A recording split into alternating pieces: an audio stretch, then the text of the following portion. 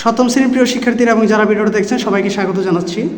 আজকের এই ভিডিওতে আমি সপ্তম শ্রেণীর বোর্ডের অনুরূপ নমুনা প্রশ্নের সমীকরণ অধ্যায়ের কিছু অঙ্কের সমাধান করব, যেগুলো নমুনা প্রশ্নে দেওয়া আছে। তো এরকম একটা অঙ্ক এখানে আছে যে দুটি ক্রমিক স্বাভাবিক বিজোড় সংখ্যার যোগফল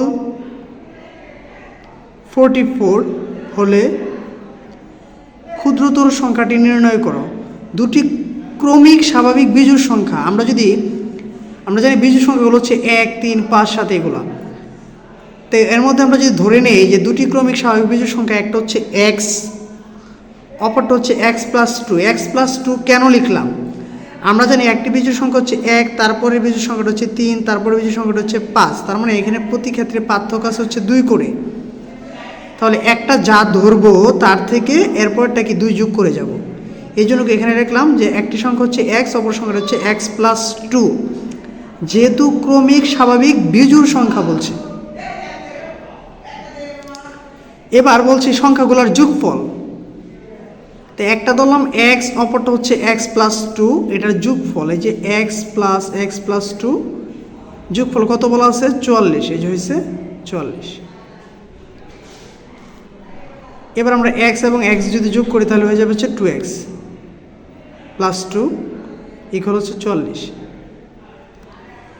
এই প্লাস 2 যদি দিক পরিবর্তন করে তাহলে হয়ে যাবে হচ্ছে কি -2।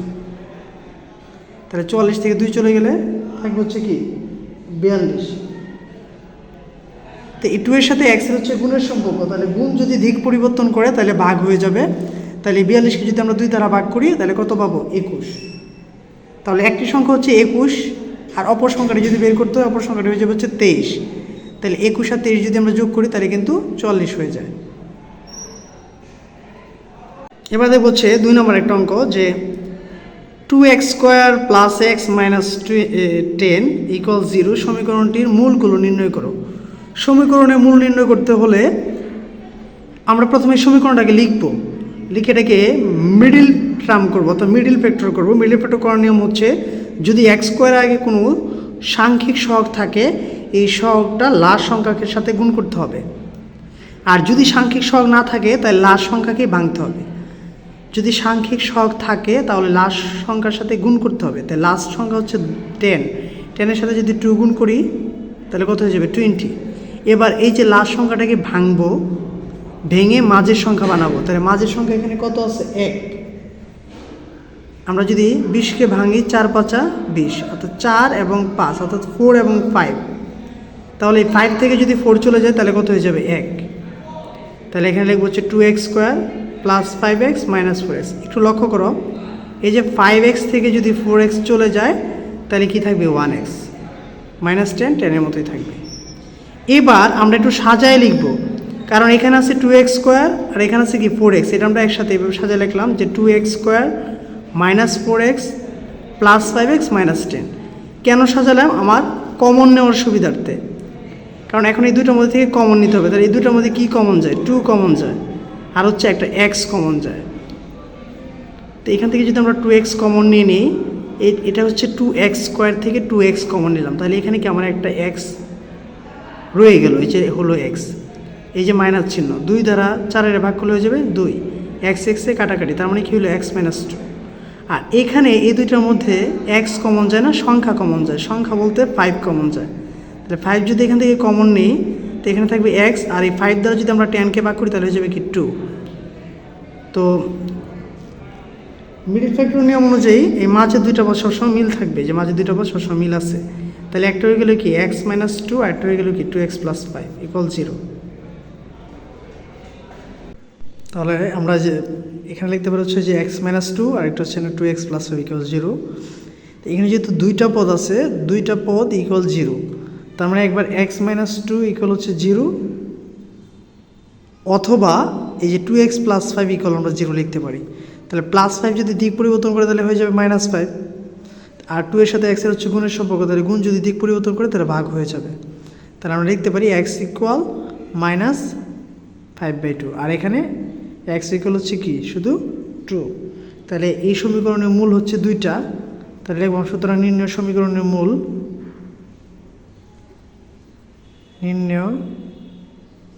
সমীকরণের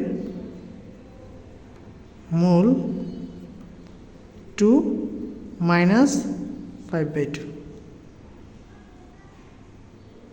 তো এবার 3 নম্বর অঙ্কে যাব। নমুনা প্রশ্নে 3 নম্বর একটা অঙ্ক আছে যে একটি আয়তকার বাগানের পরিসীমা 70 মিটার, বাগানটির প্রস্থ অপেক্ষা দৈর্ঘ্য 7 মিটার বেশি, বাগানটির প্রস্থ নির্ণয় করো। বাগানটির প্রস্থ নির্ণয় করতে বলছে, তাহলে আমাকে প্রথমে কী করতে হবে? প্রস্থ ধরে নিতে হবে। যেহেতু সমীকরণে অধ্যায় করতেছি, তাহলে আমরা লিখে নিতে পারি যে ধরি আয়তকার বাগানের প্রস্থ হচ্ছে এক্স মিটার। তাহলে আয়তকার বাগানের দৈর্ঘ্য কী হবে? তার থেকে 7 মিটার বেশি, তার মানে কী হয়ে যাবে? +7। তাহলে আমরা লিখতে পারি কি এক্স প্লাস 7 মিটার। তাহলে দৈর্ঘ্য আছে, প্রস্থ আছে, এবার বের করবো হচ্ছে পরিসীমা। তাহলে আমরা লিখতে পারি যে আয়তকার বাগানের পরিসীমা 2 ইন্টু দৈর্ঘ্য যোগ প্রস্থ। দৈর্ঘ্যটা হচ্ছে এক্স প্লাস 7 আর প্রস্থটা হচ্ছে শুধু এক্স। তাহলে যে এক্স প্লাস 7 প্লাস এক্স, তাহলে এক্স এবং এক্স যোগ করলে কী হবে? 2x আর হচ্ছে +7। এটা হচ্ছে পরিসীমা। 2 ইন্টু 2x প্লাস 7টা হচ্ছে এই আয়তকার বাগানের পরিসীমাটা। কিন্তু এখানে প্রশ্নে বলা আছে যে আয়তকার বাগানের পরিসীমা হচ্ছে 70 মিটার। তাহলে আমরা দেখতে পারি যে প্রশ্ন মতে এটা সমান সমান হচ্ছে কি 70। এই যে 2 ইন্টু 2x প্লাস 7 ইকুয়াল হচ্ছে 70। এখন এই 2 এর সাথে এই 2x প্লাস 7 হচ্ছে গুণের সম্পর্ক। গুণ যদি দিক পরিবর্তন করে তাহলে ভাগ হয়ে যায়, ঠিক আছে? তাহলে 2 দ্বারা যদি আমরা 70কে ভাগ করি তাহলে কত হয়ে যাবে? 35। এবার এখানে আছে +7, +7 যদি দিক পরিবর্তন করে তাহলে হয়ে যাবে কি -7, অর্থাৎ 2x ইকুয়াল 35 - 7। তাহলে 35 থেকে যদি 7 চলে যায় তাহলে কত থাকবে? 28। তো আবার এই যে x এর সাথে 2 এর গুণের সম্পর্ক, তাহলে এই গুণও যদি দিক পরিবর্তন হয় তাহলে ভাগ হয়ে যাবে। তার মানে কত হয়ে গেলো? 14। তো x এর মানটা কত পেলাম? 14 মানে 14। এখন আমাকে কিন্তু বের করতে বলছে যে প্রস্থই নির্ণয় করা। তাহলে প্রস্থ আমরা ধরে নিয়েছিলাম কত? x metre. এবার আমরা x এর মান পেয়ে গেলাম কত? 14। তাহলে আমি লিখতে পারি সুতরাং বাগানটির প্রস্থ হচ্ছে কি 14 মিটার। তো আশা করি অঙ্কগুলো বুঝতে পেরেছ। এভাবে তোমাদের নমুনা প্রশ্নের সবগুলো অঙ্কই সমাধান নিয়ে আসব। সর্বশেষ একটি কথাই বলবো, যদি ভিডিওটি তোমাদের কাছে ভালো লেগে থাকে তাহলে চ্যানেলটাকে অবশ্যই সাবস্ক্রাইব করবে এবং ভিডিওটি সবার মাঝে শেয়ার করবে। ধন্যবাদ সবাইকে এতক্ষণ ভিডিওটি মনোযোগ দিয়ে দেখার জন্য।